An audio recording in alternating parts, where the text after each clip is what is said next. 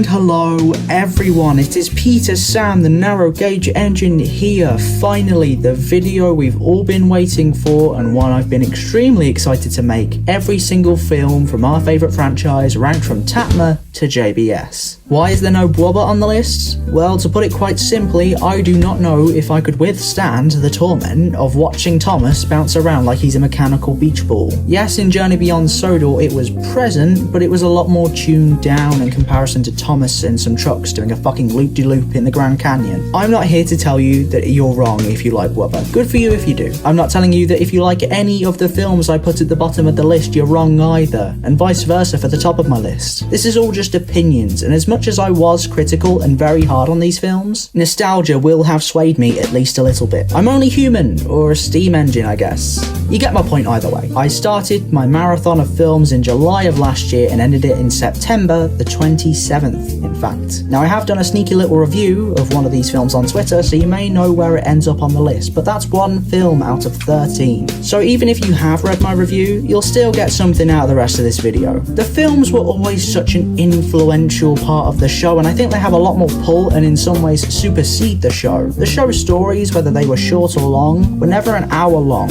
and they were rarely as grand as some of the adventures Thomas, Percy, James, and the rest of the Steam team would go on. That's what made watching these really hit home for me, and whilst there were some films that were god-awful, only one really felt like a product over a project. Just one. That's also why I will never watch bwba, because I know it's trying to sell me something rather than tell a story. Alright, I promise I will never speak of that film for the rest of the video, so I won't waste any more time and delve in with the worst film of the list. Number 13, Misty Island Rescue. Who could have seen this one coming? Misty Island Rescue is a fucking travesty of a film. Nearly everything it does is poor, annoying, or insanely ridiculous. The plot of this film is Thomas needs to collect Joby wood from the mainland, but gets lost at sea and ends up on Misty Island, where he meets the logging locos, a gaggle of hillbilly nutjobs that want Thomas to play with them. However, Thomas wants to get home, and he does so, but he gets trapped in a tunnel first. So he puffs steam from his funnel to signal for help and is rescued by Whiff and Percy. But then Thomas discovers that Sir Topham Hatt, James, Gordon and Edward sailed to Misty Island to find him, so he goes back to that godforsaken hellhole before they all come back and celebrate at the end, and then there's a Diesel 10 cameo, and then we have a stupidly catchy song before the credits roll. Even just explaining it to you, there's actions taken, things done and ideas presented that nobody should have ever had to hear explained to them, let alone they actually made it into a fucking film. Do not get it twisted, the idea that Thomas explores the mystery of the secret island is fascinating to me, and had they given that concept the just dues it deserves, this film would have been a fucking corker, but nope. The first thing of note in this film is the Diesel and Thomas subplot that never gets brought up again. Thomas is just straight up discriminatory towards Diesel, and he never once apologises, and it is never even brought up again. What? This film is for kids, and you just taught them discrimination is okay. So yeah, apart from that awful fucking thing, there's the stupid decisions the characters make, such as Thomas deciding to try and get Joby wood by using Bash, Dash and Ferdinand's oil instead of trying to find a way home and then coming back for the Joby wood later. Or Thomas deciding a raft tied to a ship is the best mode of transport instead of waiting. Also Topham Hatt sailing 3 of his engines, bearing in mind one of them runs a branch line and the other pulls the express to Misty Island instead of sending your boat or your helicopter, whose jobs are to deal with this kind of shit. It just baffles me. Also, why include Whiff? You already had 4 new characters and Salty who could do all the expositional shit for you. So why? All he does is stop Diesel being the one to rescue Thomas so he can have the follow-up from the plot of the first act. So screw you, Whiff. Do I even need to mention the logging locos? We all know they're trash, they're fucking disgraces and should have been left on that island to rot. Why didn't the writing team do something like only have 2 new faces on Misty Island, a nice Diesel that wants to help Thomas get home, and an evil Diesel that wants to stop Thomas and keep him working there? That would have been sick. Then the cameo at the end could have been that evil Diesel instead of Diesel 10. I am such a genius. With all that said though, there are still 3 great moments throughout the film that made me smile for like just a second before switching back and realising I was watching Misty Island fucking Rescue of all things. A, the first 10 minutes were actually really solid and it was great setup. It's never followed through, but it's enjoyable nonetheless. B, Thomas and Sir Topham reuniting. My guy Sir Topham lost his hat and didn't care. That's how you know he's glad to see you. C, the Diesel 10 cameo at the end. As much as I think my idea about how the cameo and the whole film should have gone is better, this is still cool as fuck. A highlight of the film to be sure. So with all of that, the characters, the decisions, the plots and the music too, taken into consideration, I think Misty Island Rescue is bad. But it isn't so black and white. There are good qualities within there, I just think they're few and far between me, which is why it receives a 1 out of 5 from me. It really is a shame. I really am jealous of people that can say they like this film, because I think it had such good ideas, but I just get hung up on so much shit that's in the way of a coherent narrative that I just end up seething. Also, yeah, the rhyming sucks, but that's obvious, isn't it? I didn't think I needed to say that. Number 12, Day of the Diesels. Wow, what a shit film. It's not Misty Island Rescue, but it's fucking awful. The plot of Day of the Diesels is as follows. Belle arrives on Sodor and Thomas takes a liking to her, so Percy feels left out. He decides to make friends with Diesel 10 and his cronies at the Diesel Works, and they try to take over the Steamworks by exploiting Percy. Soon, Percy realizes that his allegiances are with the Steam team and not Diesel 10, and they confront him at the Steamworks. Then Sir Topham arrives and Diesel 10 just gives up before everyone realizes the Diesel Works is on fire, so they all work together to repair it. The first act of this film is fairly strong and it's probably the best part of the film. It never quite manages to get back up to that level of good again, and I think most of that is due to Diesel. Not Diesel 10, but Diesel. He's very manipulative and it's quite compelling to watch, but yet again he gets shafted and never has another main role through the film again. Fuck. Diesel 10's introduction is good enough and the Diesel Works is so great aesthetically, even if there's certain shots which are just blank open space around the place. Then we get to the second act and shit, it really drags. I've never had to sit through a more dull 20 minutes in my life. And I just recently sat my GCSE maths exam. Nothing that eventful happens. Percy robs Kevin, I think, and that's it. It's all just dialogue and filler. Flynn also gets introduced too, and we all know he's very cringy. That's probably the word. I think it is time that I talk about how Percy is the protagonist. I think it is a nice change from the usual, but he is properly annoying. Like, fuck's sake, he whines, his internal conflict is so basic, and he is just a bit stupid. Not like Thomas in Misty Island stupid, but pretty dumb. Speaking of Thomas, why is he on all of the promotional and cover art for this film? It's not his film. What's weirder is why isn't Percy on it, and characters like Mavis and Salty, who barely had any input, are on it? Just why? Anyway, let's talk about that sweet ass third act that is actually kinda trash still. It's not insanely boring like Act 2 was, but it is still a bit of a letdown. Once the Diesels have invaded the Steamworks, which is empty and void of any human life apparently, Sir Topham just arrives and they all give up. Why? Surely someone must have thought about this idea. Why did nobody plan for this eventuality? Did Diesel 10 think Sir Topham would just be like, oh okay, you can have the Steamworks I guess? This is so dumb and such a big plot hole that taints the movie quite a bit for me. The fire bit is fine, a bit brushed over because the main conflict is resolved, but hey, now we get a decent song. Honestly, the songs throughout all of the CGI specials are corkers, most of them anyway, so I don't really have to say that. One final nail in the coffin on why this film sucks is the season 17 episode The Missing Christmas Decorations. The similarities between this episode and Day of the Diesels are staggering. I won't list them because I already speak about that in my season 17 ranked video on my channel, so please check that out after this and see my thoughts. But to summarise, that episode does this concept far better, and it's Christmas in that one, so yeah. Day of the Diesels is one that was actually very prominent to my childhood because I loved Percy more than Thomas back then, but I can't let my nostalgia overpower my opinions on what is good or bad. This is bad, and as such, this film shall receive a 1.5 out of 5. Moving on.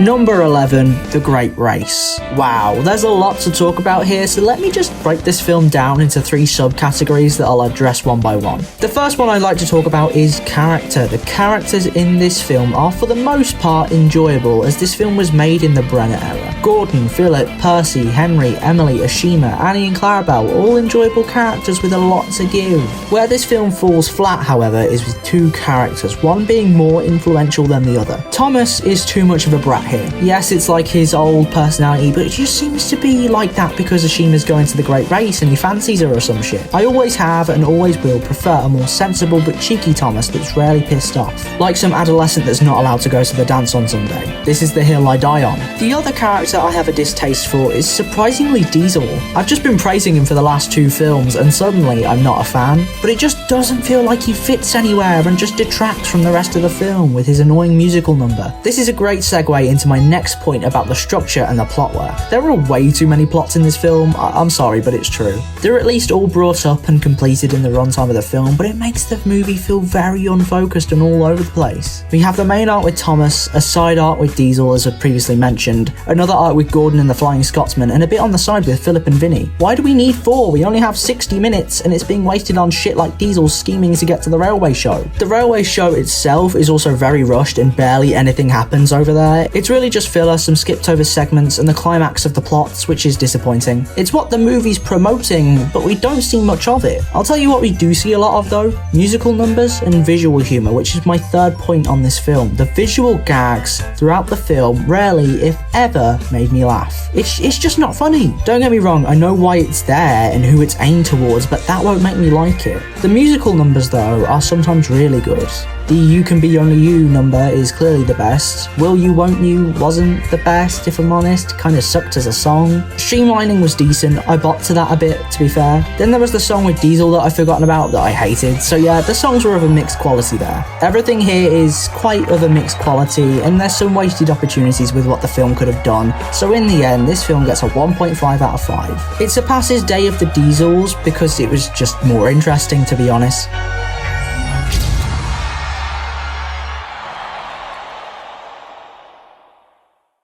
Number 10, King of the Railway. Probably not the film you were expecting, right? King of the Railway revolves around the reopening of Ulstead Castle, and Stephen is introduced to coincide with that. He goes missing and Thomas has to find him, but Stephen finds the lost crown or some bullshit, and then Thomas finds him. There's a slight climax, and then everyone is okay, and the crown is restored, and a banger of a song plays at the end. Great. But do you know what I've neglected to mention most of the fucking film? Why? Because it's not integral to the overall plot in any way. There's this bullshit segment about Stephen looking for a new job, which leads to not much apart from him getting lost, when numerous other interesting plots could have ended in that same result. There's more bullshit with Gordon and Spencer trying to beat Connor and Caitlin in a race, which just ends at the end. I'm not even sure who wins. Millie is introduced and does nothing. Jack the Front Loader returns and serves little purpose, apart from making a reference to the season 6 episode A Friend in Need with that terrible climax. There are some segments in here that do well though, and did gain my interest throughout the film,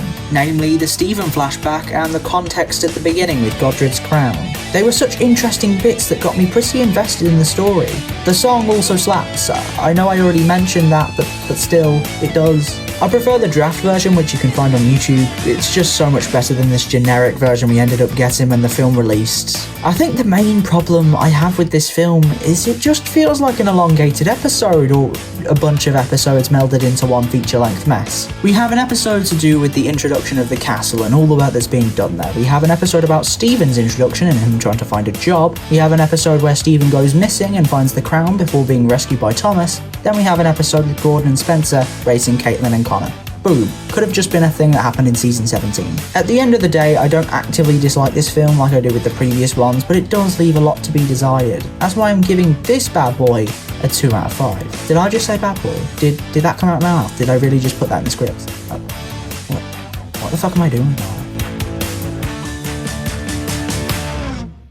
Number 9, Calling All Engines. Yes, I prefer Calling All Engines to King of the Railway. At least this one feels more like a film, despite those stupid learning segments. Honestly, when I heard about them, I was dreading watching the film, but actually they pretty much fucked off halfway through, so that helped with the pacing quite a bit. Anyway, this film follows an airport being built on Sodor, but the Steamies and Diesels can't work together, and then they begin to after they are unable to repair TATMR sheds and the airport gets ruined or something. This film is focused and it has a clear story with little interruptions. There's no multi-plot thing going on, it's straight-laced and very to the point. There are also some excellent scenes that happen in this film. The storm scenes are in a league of their own, especially when the suspension bridge collapses. That's such an amazing stunt. The scene where the Diesels and Steamies physically take action with one another is the most iconic scene though. Seeing that will always make me crack a smile, despite it being a more serious, pivotal point in the story. Thomas is the one that really instigates mostly everything too, showing that Steamies and Diesels can stoop to one another's lows. So let's let's talk about the bad things about this film now. Firstly, those interruptions I mentioned earlier, the learning segments. They're dull, pointless, and add little to nothing to the story. It doesn't help that both narrators have all the charm of a wet flannel. Angelus needed to step up his A-game with this film in my opinion. Now I'm going to mention something which may or may not piss you off to no end. I do not like the inclusion of TATMR characters in this film. It's something that I don't think needed to be there and was just there for the toys or whatever. Diesel 10 is useful to the plot, true, but there's just a lot of scenes beforehand where Thomas just runs away from him because he's a big scary claw diesel. He has zero personality anymore, they just stripped that away from him. To go straight from TATMR, where Diesel 10 was the menacing big bad, to this where he just sounds weird is extremely upsetting to me. Why did they bring him back? It just makes no sense. Lady's also here, I guess. She appears in a dream sequence with Rusty, which gives Thomas the resolution of the film. So Lady is Thomas's conscience, or does she actually exist? Is she narrow gauge now? So much confusion central to this film is down to these stupid characters appearing in these stupid scenes that could have been removed from the plot and it would have been fine. There was no need, Hit Entertainment, there was no need. So overall, Calling All Engines is probably one I'll go back to maybe once in a while, because whilst the beginning is rather slow, the story it tells and the message it brings to the table are ultimately what saved this one. So I give it a 2.5 out of 5. Oh yeah, also, Trying to Do Things Better is a pretty mid song, not gonna lie.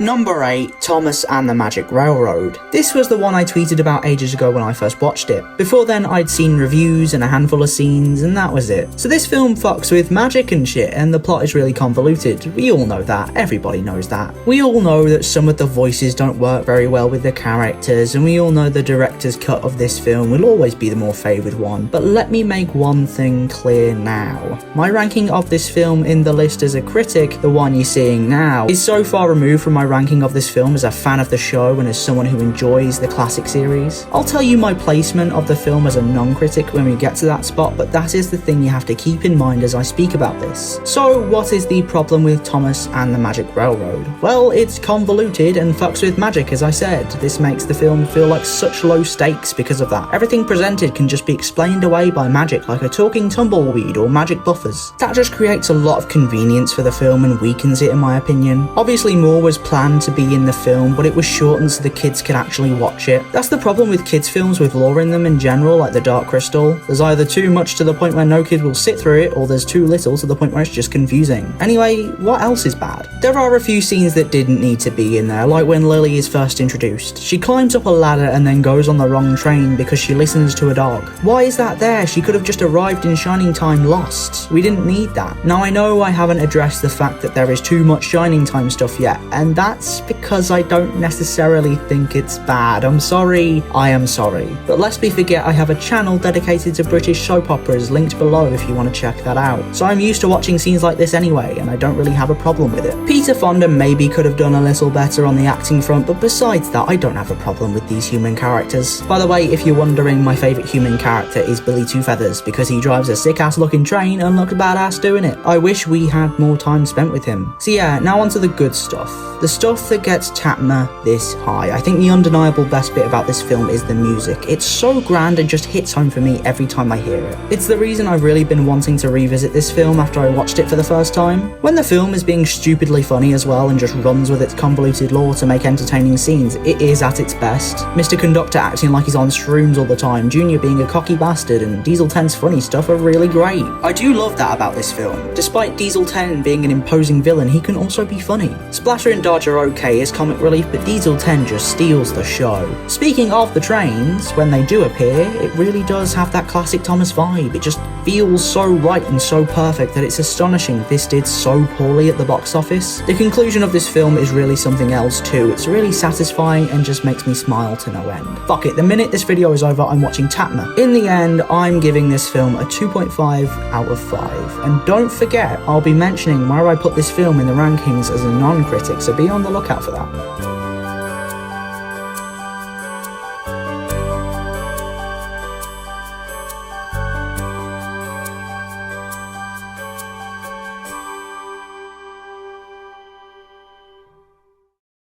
Number 7, The Adventure Begins. Oh boy, here's where I get shat on because this didn't appear in the top 3.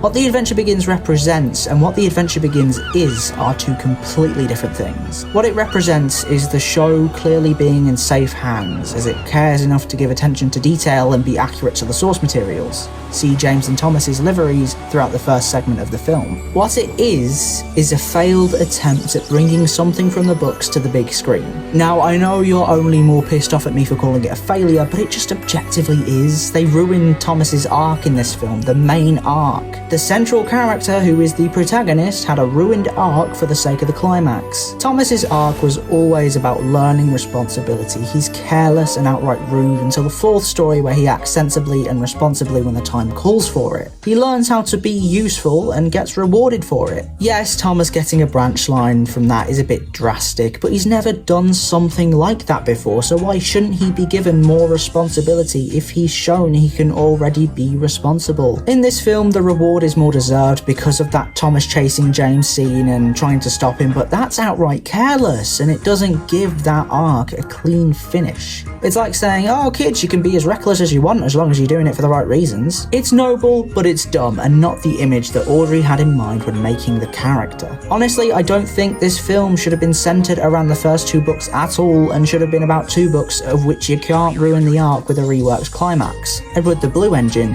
and Mainline Engines. And Edward's central film would have been so good and a true testament to the character. I would have loved to have seen that. It may not have made sense to go for those 2, but I think it would have been amazing regardless. Okay, I've been negative now. Time to talk about things I like. Most of the stories here are adapted very well and do make for some great entertainment value, Henry's bits excluded. Why did the sad story of Henry have to be a flashback? The opening to this film with the aerial shots of Sodor was amazing and really did a great job of setting up everything. I really liked that. In the same vein, the credits with the illustrations from the books were really sweet. I find that so adorable that they did that. The really useful engine cover that they did will never top the original, obviously, but it was still pretty good. All in all, I don't really have that much to say on this one in comparison to other specials in the list. I may come back and revisit this one every once in a while to have a good time. I just wish they didn't fuck up the arc like that. I know that the climax needs to be there, and they did a good job with that chase scene. It just ruins that arc in my opinion and makes the message of the film a bit blurred and strange. Besides that and the Henry stuff, this special receives a 3 out of 5. It exceeded my expectations going into this, and I'm glad it did, because then I would have been really fucked. A lynch mob would have found my address and I'd have been burnt at the stake.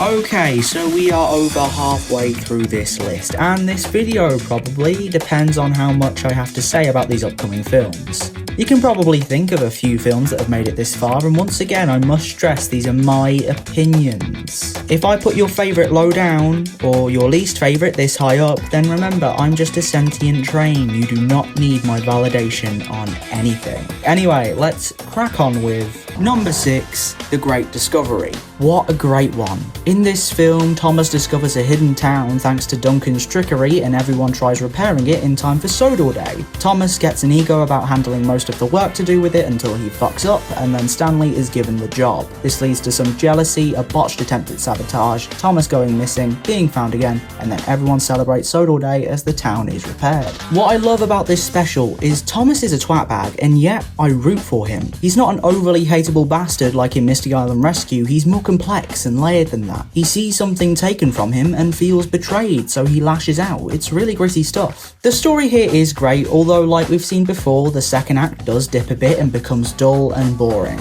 As much as I love the scenes where Thomas goes missing or the tower collapses, there's a lot of weak stuff there. The first and third acts respectively are pretty good, especially with the bridge collapse and that very sweet ending that caps off the model era in a great way, although I still think season 12 counts, but hey ho. But the songs though are of mixed quality.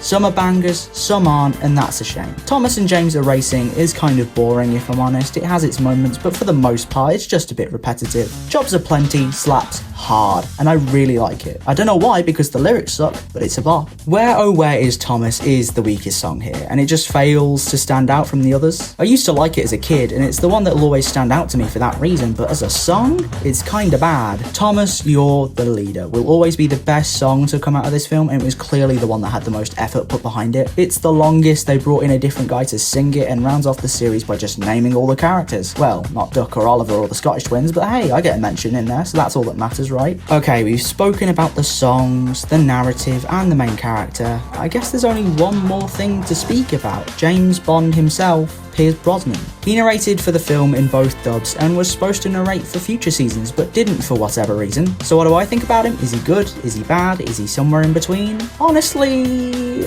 I quite like him. He has this sleepy voice, which to some doesn't deliver on those really intense bits, but it's great for de-stressing after a long day. For anyone stressed out currently, sit back and watch The Great Discovery in a dark room and you'll feel loads better. Trust me, I, a sentient engine, know what I'm talking about. He's not the best narrator, granted, but he does well for this, and I would have loved to have seen what he would have done for season 12. I'm sure the audio's been leaked, right? Or did I just make that up in my head right now? I don't know. Either way, The Great Discovery is a brilliant watch, and whilst it has its fair share of bad moments, it is in no way a bad special. I give it a 3.5 out of 5, and it would be in no way a Great Discovery review without asking you to welcome Stanley! Okay, I'm done now. Now, let's move on to the top 5.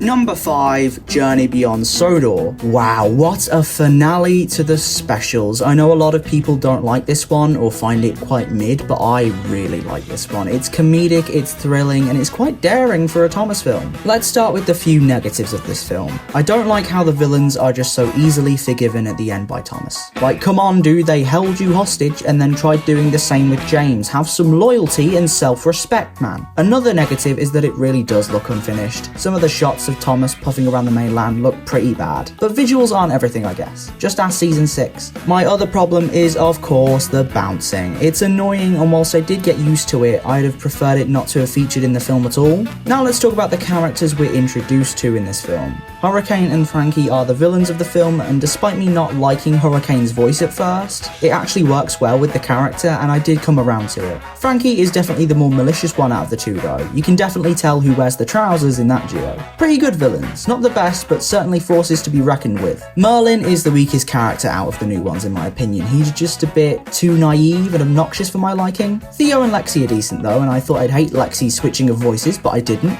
It was even funny sometimes. Theo is a little sweetheart too, I fucking love him. Now for Beresford. Beresford was a funny gimmick. He did sort of interrupt the pace of the film, and that was annoying, but it was all to set things up later where he shined quite a bit. He was great fun later on, even if picking an engine up by the ridge of their cab is dangerous and stupid. The songs in this film were a bit weak, if I'm honest. The song with Beresford was only good because of those stupid trucks. Yes, they were funny in my opinion, please don't cancel me. The Someone Has to Be the Favourite song was only good because of James, and it got a bit old after a while, if I'm honest. Hottest Place in Town is the best song in this film, just because yes. Thomas's solo about wanting to go home was nice, I have no strong opinions on that one, and Lexi and Theo's song was decent enough I suppose. If I've missed any other songs, they're forgettable and mid. What I really love about this film though, is its climax and its really gritty moments. We have Thomas's prison break scenes, and seeing James be rescued by the experimentals who find worth at the steelworks at the end. It's a nice arc finisher for them, and as I've said in my season 17 video, I love when characters take something from one another and use that to learn and grow as individuals, and that's exactly what happens here with Thomas and James. I love that shit. These two are great protagonists throughout the film, and they make even better rivals at the beginning. Another thing I love about this film is how brilliantly it is paced. We never spend too long in one location, even at the beginning on Sodor. It does its setup and never lingers for no reason, which is great. The resolution is a bit weak in my opinion. It's not awful, but it's a bit quick.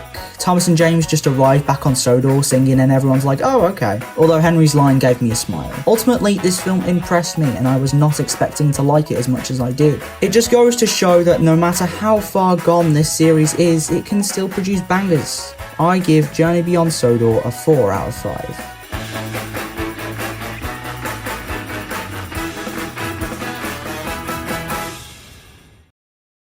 Number 4, Sodor's Legend of the Lost Treasure. This film is definitely the most cinematic and the most akin to a proper action film out of the bunch. Ironic since TATMR was actually released in cinemas, but we move.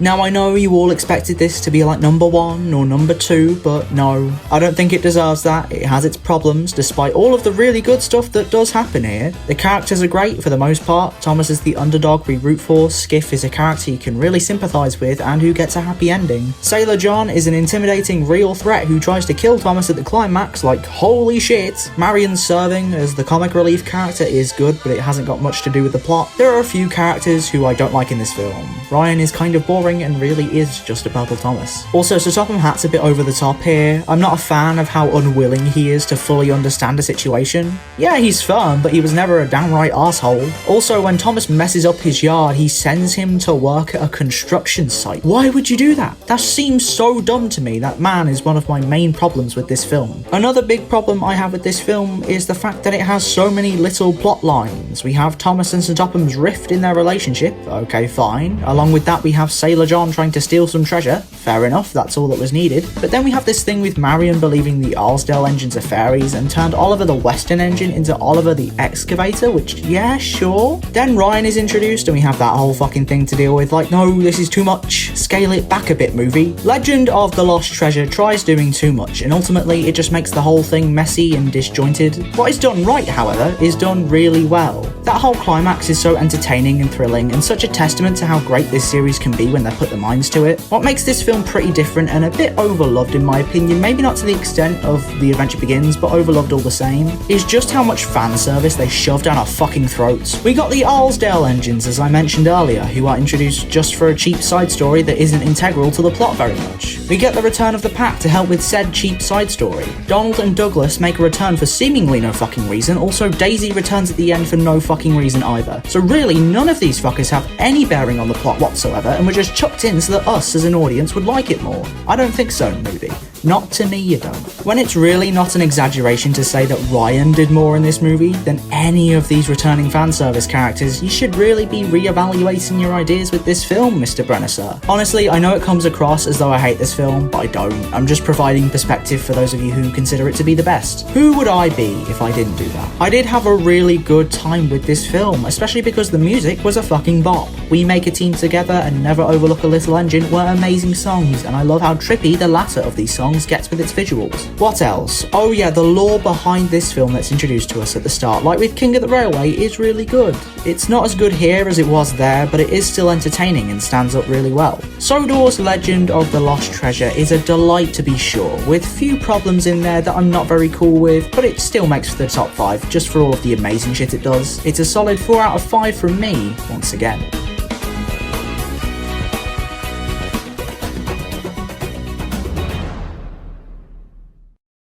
Number 3, Tale of the Brave. Never did I think this film would get as high as it did, but wow, it did, I guess. I think a lot of what I love about this film is what the Unlucky Tug mentions in his video. I've tried to talk about things that are different and stuff that he doesn't touch on with these films so far, but fuck it, I'll just repeat what he said, I guess. I love the fact that we have 3 protagonists in this one. Thomas, Percy, and James all have their lessons to learn and their arcs to become complete by the end of the film. They're all handled very well, and it never feels like it takes away from the film or becomes a filler story. They're all equally important and equally as interesting as the film carries on. I think Percy's arc is the most significant and memorable out of the 3, especially with that song that plays as he takes the mail. Forgot the name of it, but it's a fucking corker. I really do have a fondness for that sequence as the visuals are astounding. It may be my favourite sequence from the whole movie. This film also introduces to us a handful of new characters by reintroducing the clay pits, and boy oh boy does it look amazing. It's far superior to the dull, bland Farquhar Quarry, and is pretty much just better than any other new location brought in by any film, besides maybe the steelworks in JBS. Along with that, we get some new characters. We're introduced to the icon that is Marion. Such a wonderful character she is. Timothy is also introduced here, and he's okay. He's basically just a less interesting Fergus, really. Yeah, that's a point. Why didn't they animate Fergus instead? Brenner, you scumbag. You bring back all of Love and Sundry as fan service, but you leave out my boy Fergus. Not impressed. Then we get Gator, and he's fine. He's a perfectly fine character. Sure, he's there, and he's a good device to help Percy. His flashback sequence is great, makes him feel more of a character rather than a device. Percy's dilemma about going with Gator or staying on Sodor is such a unique plot that creates such a sweet ending for this movie, and I love it. It shows the bond between the three and how their friendship can endure the hardships. Then the credits roll and we're hit with na na na na na na na na na na na, let's be brave, and I feel my funnel want to shrivel up inside me. It's such a mood ruiner and a really bad part of this film. Another aspect that I'm not a fan of is just how much dialogue there is and not much action.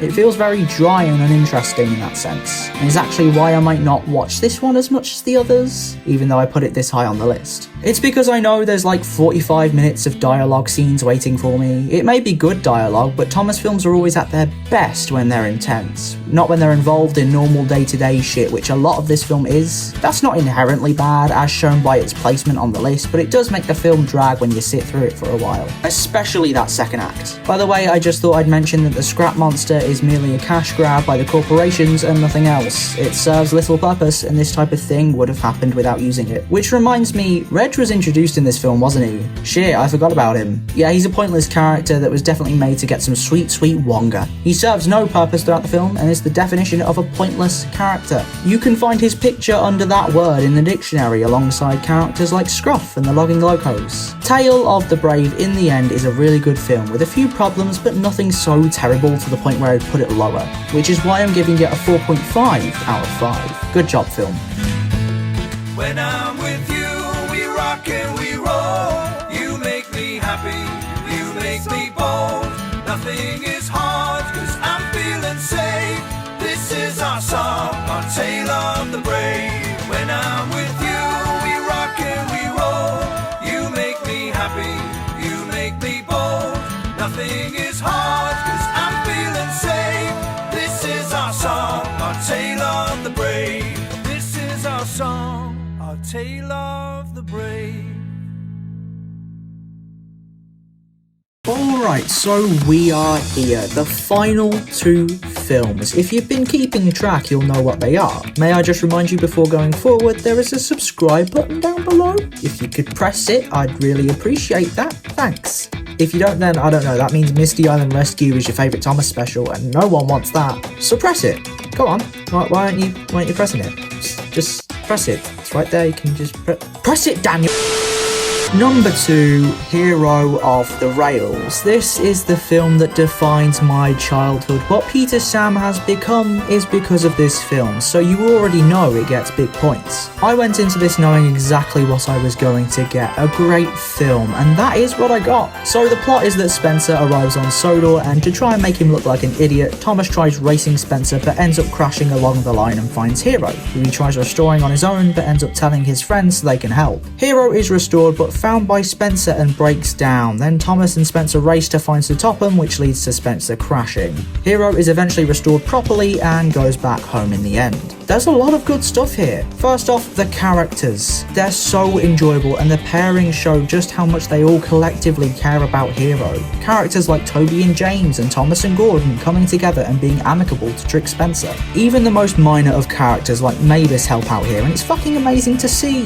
Hero is such a gentle-natured character with a heart of gold and takes nothing for granted, which just makes him so much more enjoyable than he already is. He's also really wise, far more wise than Edward, and in a much more interesting way. He notices things about the characters that we don't even think to notice, like Gordon's face changing completely when he smiles. It does. Spencer's an amazing villain and does really well with this more low-key movie. For once, the villain isn't a diesel, and I love that. Secondly, the plot. It's simple, there's no divergence of it, and it's amazingly paced. There is that mini plot with Percy losing the mail trucks, but that's so insignificant, so it doesn't really infringe upon the movie in my opinion. Thirdly, the visuals. This is the first CGI movie and our first look at everything in that format. And it hasn't aged that terribly, really. The models, sets, and everything really do just look good. I'd say the basic countryside set is a bit bland, but hey ho, you can't have everything. Hero's backstory is also illustrated through this very appealing 2D style, and it works really well for the film. It's a highlight of it for me, and is a super superb sequence. But my favourite visual sequence has always been, is currently, and will probably continue to be, that opening sequence, because holy shit, it's a simplistic, artsy mood and I love it. What great fucking visuals this movie has. Another thing I love about this film is just how much it introduces, like the steamworks. That continued into shit like bwba, so it's good to say that something from this movie stuck. The legacy it holds lives on through how much it's included. If there was one bad thing I could pick the movie up on, it's the way that some scenes are written. The characters do alliteration shit and finish each other's sentences like some cringy kids or something. It's pretty annoying. I know a lot of people have a problem with the narration. I personally do not. To some people it's too much, but I don't take issue with that, I never have really. This film is my childhood, and I know that sort of puts it on a bias, but critically this holds up well too. This film deserves so much love, and that's why it's in my number 2 spot. A hearty 4.5 out of 5 on this one, lads. Now onto my number 1 pick, probably not a surprise to anyone considering my mascot.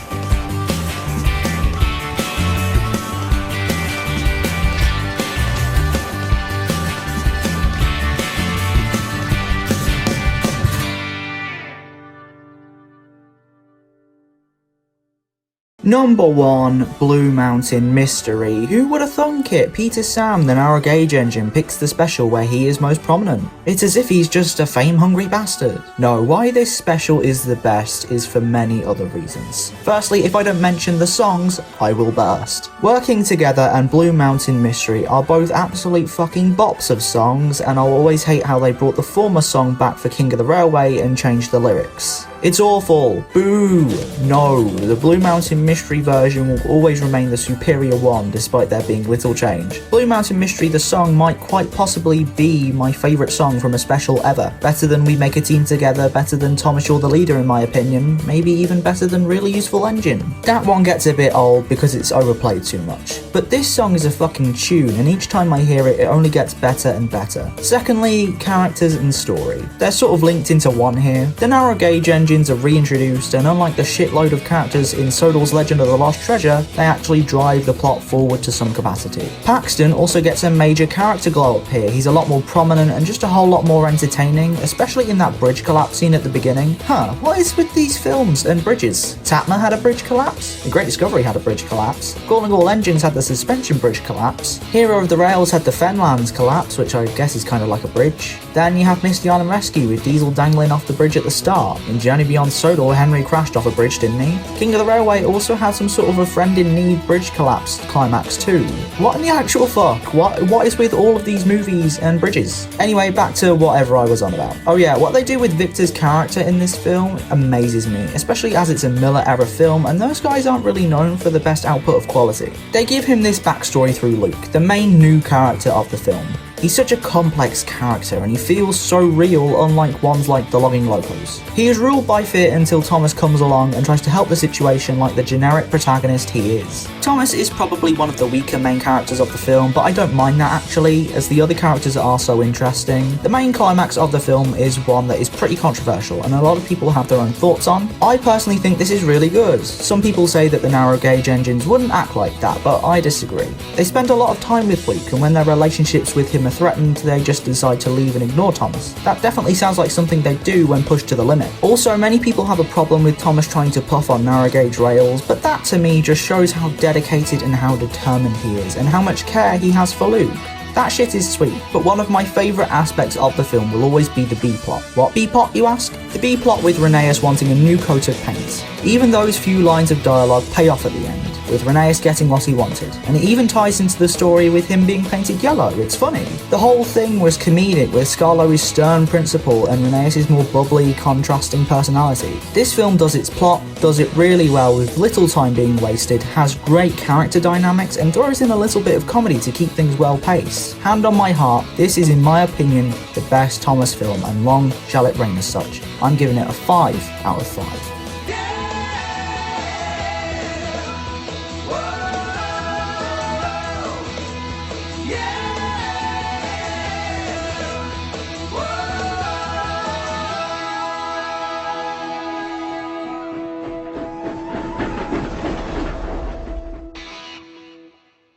But do you know what's better than all of this? Billy fucking Two Feathers. That's right, baby. You thought I'd forgotten, but no, I remembered about saying where I put TATMR in my rankings as a fan of the show. And well, here it is, right at the top. Zing! Now here's Dana Manning with I Know How the Moon Must Feel. Play me out, sister.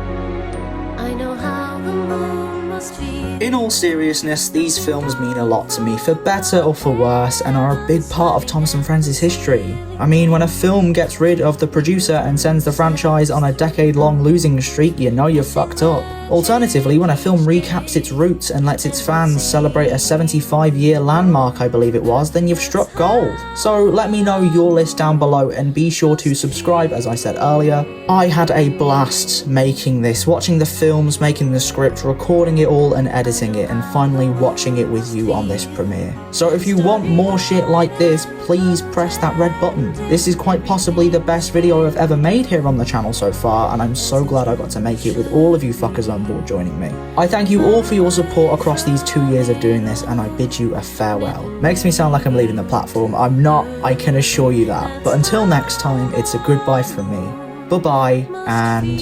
Sparkle, sparkle, sparkle! Fuck yeah, sparkle, sparkle, sparkle. Whoa, yeah! You're right, yeah!